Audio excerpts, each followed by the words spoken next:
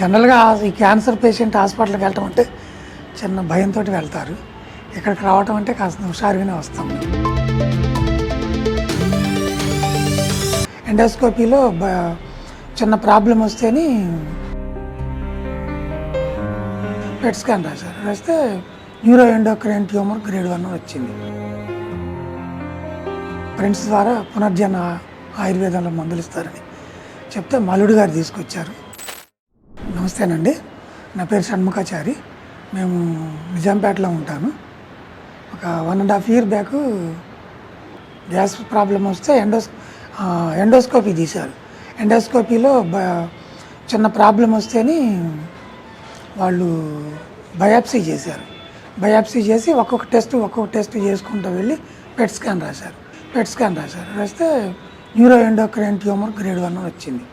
చెప్తే చాలా హాస్పిటల్స్ తిరిగి అక్కడక్కడ చేయించుకున్న తర్వాత ఎవరో ఫ్రెండ్స్ ద్వారా పునర్జన ఆయుర్వేదంలో మందులు ఇస్తారని చెప్తే మల్లుడు గారు తీసుకొస్తే వచ్చాము.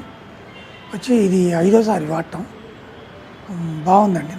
నాకు జబ్బు తగ్గింది పెరిగిందని కాదు, కానీ నాకైతే చాలా బాగుంది. నేను అదివరకు బాగా వెయిట్ లాస్ అయ్యేవాడిని.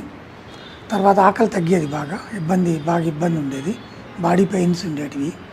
అవన్నీ కొద్దిగా వెనక్కి తగ్గుతున్నాయండి. తగ్గుతుంది చిన్నగా, గ్రాడ్యువల్గా ఒక్కొక్కటి చూస్తే రిపోర్ట్లు. అప్పుడు పెట్ స్కాన్లో ప్రోగ్రెసివ్ డిసీజ్ అని వచ్చింది. ఇప్పుడు ఓవరాల్ ప్రోగ్రెసివ్ డిసీజ్ అని వచ్చింది.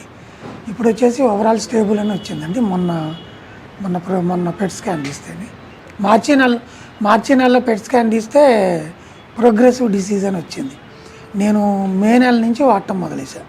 ఏప్రిల్ నుంచి వాడటం మొదలేస్తే మొన్న December 31st పెట్ స్కాన్ తీస్తే స్టేబుల్గానే వచ్చిందనమాట. జనరల్గా ఈ క్యాన్సర్ పేషెంట్ హాస్పిటల్కి వెళ్ళటం అంటే చిన్న భయంతో వెళ్తారు. ఇక్కడికి రావటం అంటే కాస్త హుషారుగానే వస్తాము. చాలా మంచిది ఆయుర్వేదం అనేది, చాలా మంచి వైద్యం.